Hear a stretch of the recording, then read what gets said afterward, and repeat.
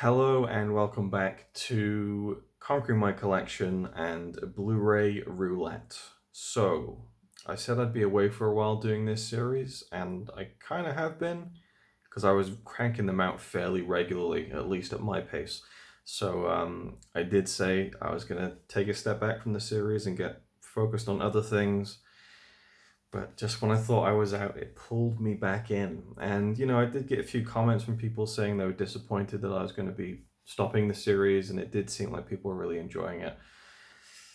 So fuck it. I'm going to do a couple more. We'll see how it goes. We'll just see how it goes. But I'm kind of, I can't lie, I'm really excited to see what the next shuffle is.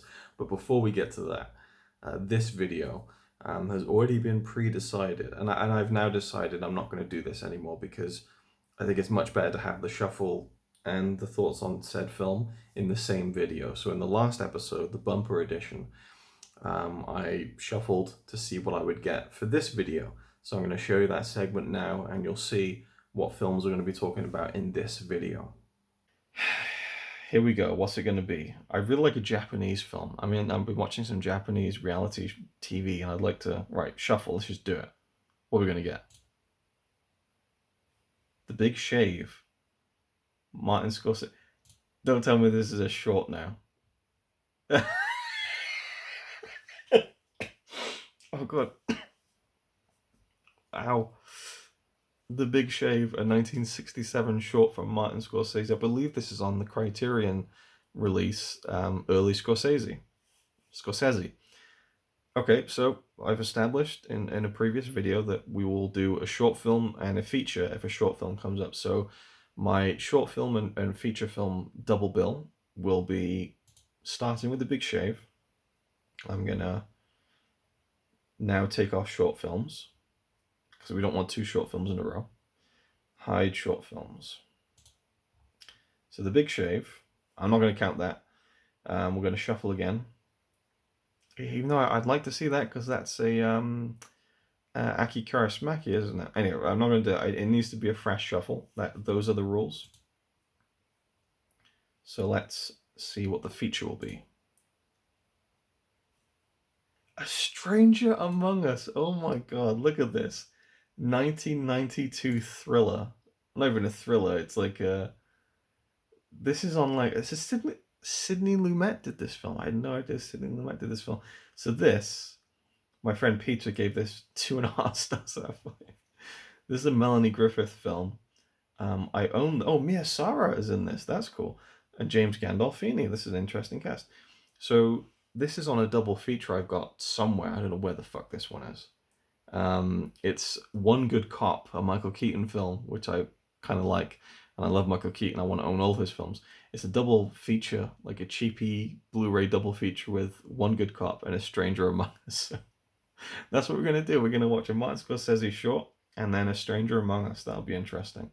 So now we're a couple of weeks later, and I've gone ahead and I've watched the Martin Scorsese short film The Big Shave on the Criterion Collection Blu-ray Scorsese shorts. And then my feature presentation was the 1992 crime drama A Stranger Among Us, starring Melanie Griffith, on this 2-pack double feature Blu-ray from, what company released this? Mill Creek. This is a Mill Creek set, partnered with One Good Cop, starring Michael Keaton, which is the reason I have the Blu-ray. He's my favorite actor. I might have mentioned that in the previous clip. So let's get into these films. I've now watched them, and we'll give you my thoughts on them. And my new office movie room is still completely all over the place. I haven't sorted anything out, so excuse the poor background. Now, The Big Shave, Martin Scorsese, 1967? Yes, 1967. There's a really good interview on the Blu-ray with Martin Scorsese and film critic Farron Smith Nemi, and he talks about all sorts of things, and he talks about The Big Shave. So The Big Shave is an interesting short film. Looks beautiful on the Blu-ray. Shot in color film, looked great in high definition, and it's this. The opening sequence alone was fantastic. I mean, I don't know if you call it an opening sequence, but It's just shots of this very normal looking bathroom, close-ups of taps, and this kind of jazzy kind of orchestral music playing. And the way that he's timing, like just shots of like taps and like sinkholes to the music. There's even a part where a droplet of water falls down into the sinkhole in time with the music, and you're just already seeing where his flair for telling a story lies in terms of the visuals. And then a man walks in and he begins to shave, and I was kind of intrigued by it.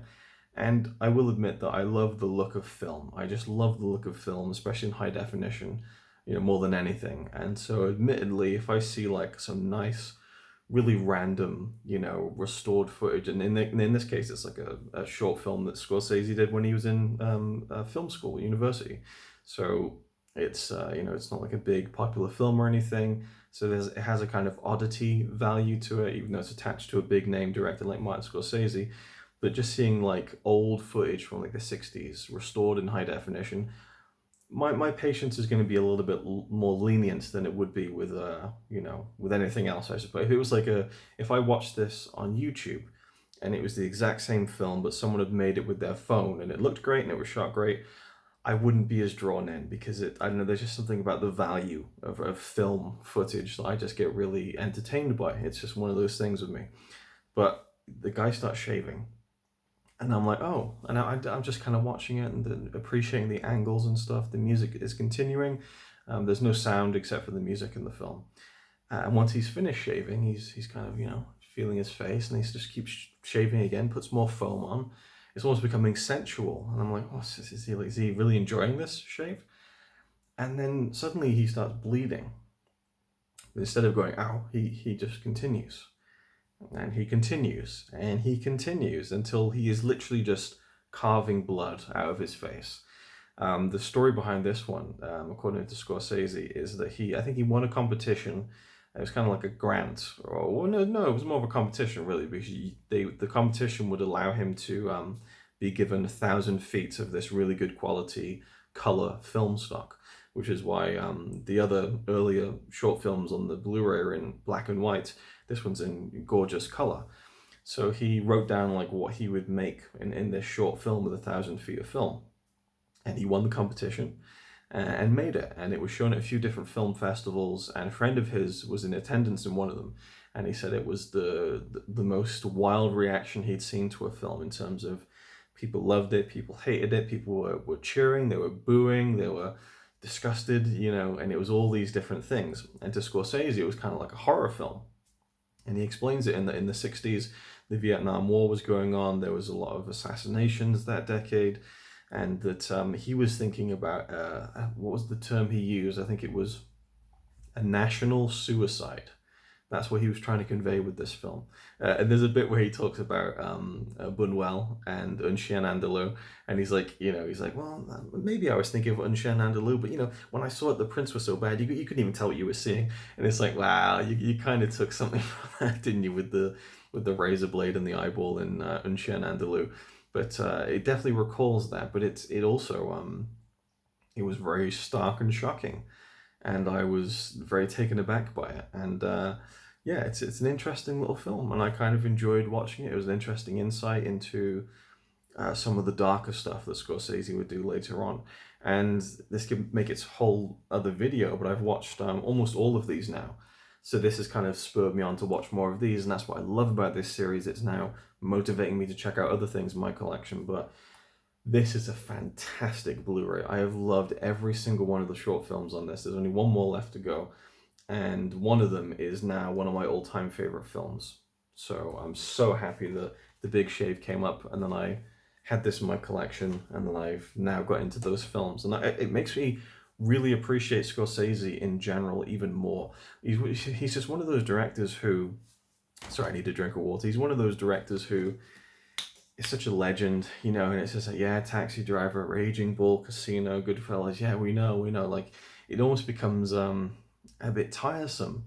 People, oh, Martin Scorsese, like, yeah, I know, I get it, yeah, he's great, And it's the fact that he's over-explained and he's over-praised that you almost kind of sleep on it, or I do, I think. And then I'm just like, no, he's a fucking great director. What a filmmaker. And then these early short films are just a fascinating insight. There's one in particular. I'm just going to get into it. Fuck it. There's one in particular called, what was it? It's Not Just You, Murray. And whenever I look at it in text form, I just, in my head, I hear, it's not just you, Murray. But no, this was 1964. And it's like Goodfellas in 16 minutes in a way. Or it definitely recalls the opening, like 10 minutes of Goodfellas with the narration and setting up all these things. So it's a fascinating disc to go through.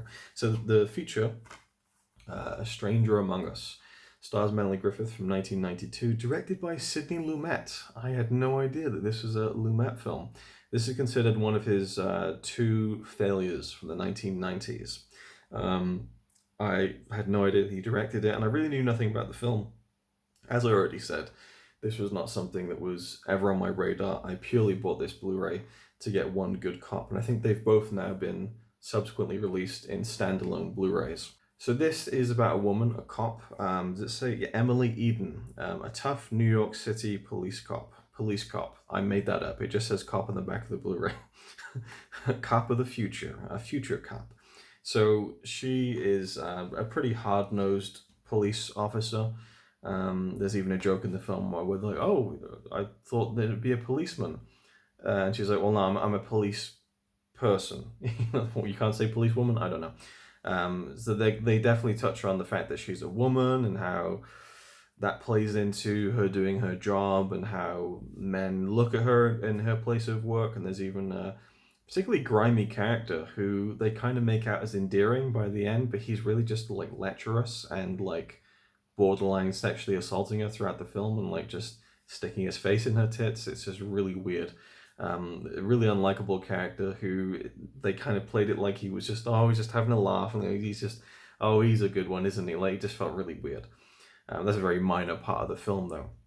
So there's this murder. There's a Jewish man who's murdered, and her job is to go undercover as a Jewish woman in this Hasidic Orthodox Jewish community in New York.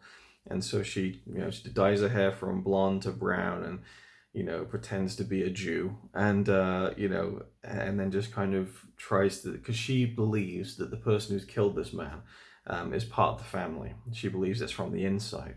And the mystery over who killed this man, you see him at the beginning, and it sets itself up really nicely, actually, but there's this kind of mystery of who killed this man. And I completely got it spoiled because I was looking on Wikipedia before I watched the film, and there was the cast list. I was looking at who's in it. I was like, oh, Mia Sara's in this film. I really like her from Ferris Bueller's Day Off, right? So I'm looking at the cast list, and it's like, so-and-so plays so-and-so, the main antagonist of the film. I'm like, oh. And then she comes up on screen. It's like, so that's the person who did it, So now I'm watching the film already knowing who did it. And I'm seeing all of the obvious ways in which it's darting around it, I suppose. And it was just like, man, this has kind of ruined the film for me a little bit, unfortunately, just by looking at Wikipedia. I shouldn't have done it. And I should say, I looked on Wikipedia maybe about 15 minutes into the film. So I was already kind of aware of who the character was. And I was like, I shouldn't have fucking looked at that.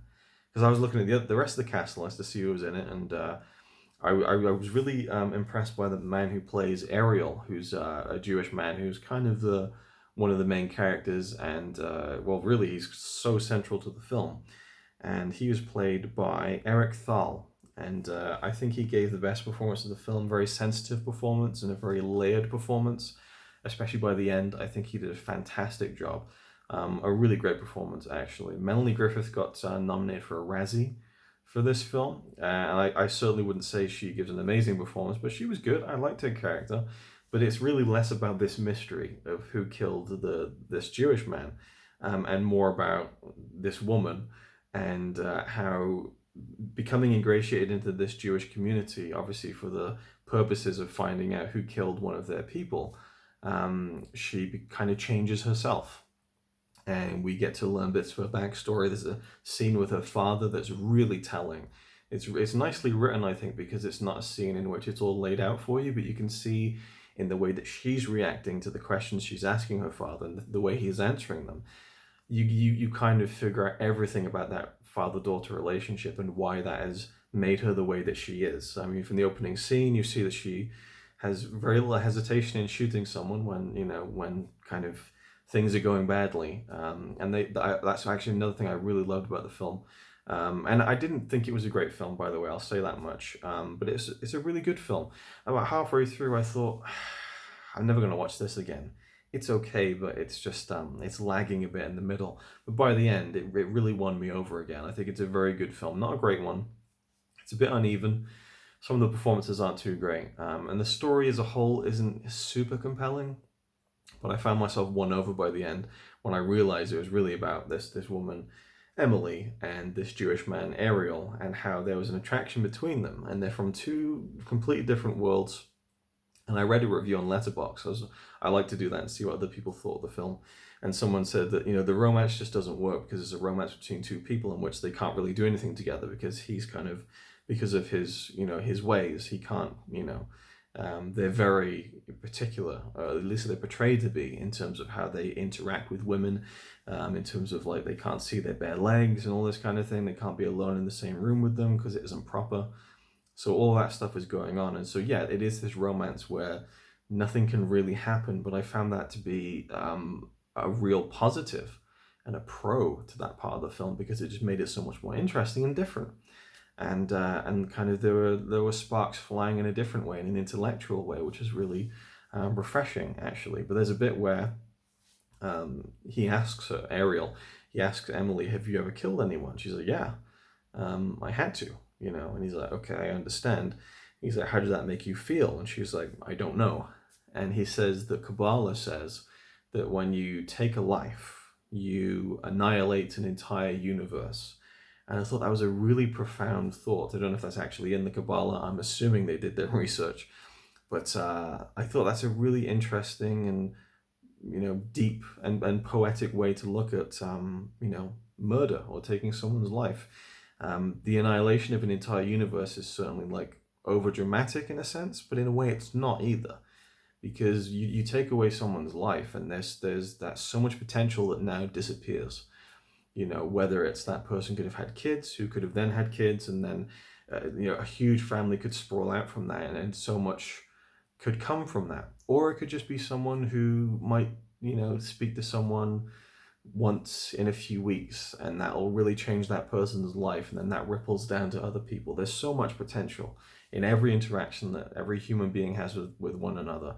A lot of cases there's no potential for anything to kind of grow or anything like that, but there's still potential. And I really like that quote. To take a life is to annihilate an entire universe. I really liked that, and there's a couple of other good quotes in the film. There is the first appearance from James Gandolfini. This is his first film role, a very small role. And he actually almost stole the show for me in a really weird way, because he arrives, he's kind of like a heavy character, and he dies. He has maybe 2 minutes of screen time, but in his last 10-15 seconds, his death scene, he was fucking brilliant. It's kind of the way that it's written, I suppose, in terms of it felt. And there's a couple of moments in the film where I love how it surprised me in certain scenes where it didn't feel like a movie. It felt like something that would have happened in real life. I'll just talk about the scene, because, I mean, who really cares about being spoiled about a film like this? Which feels like a very derogatory thing to say, but, he's in this car, he's been shot, and, he's been portrayed to be like a real nasty piece of work. But we learn that, he isn't the man who was responsible for the murder of this man, the whole case that Emily is trying to solve. He's just a local gangster trying to kind of take advantage of the situation. And he realizes he's dying, and he just kind of reaches out to Emily, and he's just like, I'm scared, and it just felt so fucking real. Brilliant little mini performance there in his first film role. I've admittedly seen very little of his work. I have not seen The Sopranos, but I was very impressed with that little moment in the film. Very well done. And even towards the end, with the final showdown between the person who was the actual murderer, and I feel like the way that they arrived at who the killer was smartly done in terms of the trail that leads them to it, but it felt very inconsequential, where Emily was like, Well, and I don't know. I just feel like the emphasis in it was dropped, and it became more about the romance, and then it just kind of got thrown back in at the end very quickly. That was a negative of the film, I thought. But when they finally reached the killer, it was very unglamorous, very almost nondescript, you know, a little bit dramatic, and the person who plays the killer didn't do a very good performance, I didn't think, but I just liked how it surprised me in those ways. There's even a certain moment when I literally went, you know, it wasn't like a shocking moment in terms of the plot, but a certain action sequence takes place, and I was just like, I don't know, if you were to see it and I was to show you the clip of it, you'd be like, well, it's just a standard, you know, action, you know, set piece scene, and I'm like, it's nothing impressive, but it just, I don't know. I guess I found myself getting more wrapped up in this film than I really thought that I was, and I was really touched by it by the end as well. So overall, I think a very good film. A Stranger Among Us. I was actually thinking again halfway through the film, like if it wasn't for One Good Cop, which in and of itself isn't a very good film either, but it's Michael Keaton and I love him. Yeah, I actually was won over by it in the end, and even Mia Sara, who, as I said, I love in Ferris Bueller's Day Off. I haven't really seen her in much else, really. She gave a really nice performance as well as this woman in the Hasidic community, and I know absolutely nothing about the Jewish community and all of this stuff, and they kept mentioning Hasidic, so I'm assuming that's an important thing to categorize, but you know, it was quite interesting, and it felt like they really dived into a lot of that stuff, and I don't know, I feel like it was a positive representation. I may be wrong, I have no idea, but there we go. So that was my thoughts on A Stranger Among Us and The Big Shave. So yeah, not much more to say. It looked really good on the Blu-ray, I have to say. It was one of those transfers where there's a few sequences where there's burned in subtitles for the I don't know what the language is the Jewish people are speaking, but there's subtitles burned in, and the quality drops, which you do see when you get a really good film transfer. You will see the quality drop because they're optically printed onto the film. So I kind of enjoy seeing that. It's kind of fun for me. I don't know. It's one of those really weird things again about me in terms of watching film in high definition. So yeah, it turned out to be a really good experience actually of a film that I wasn't really expecting much from. Would I watch it again in the next 10 years? Probably not, but maybe one day again. I don't know. I maybe if I get into Sidney Lumet films, because I think I've only seen a couple, if that. It would be one to revisit as part of that maybe, but anyway. And The Big Shave and the whole Scorsese Shorts collection in general. Oh, fantastic. So thank you for watching.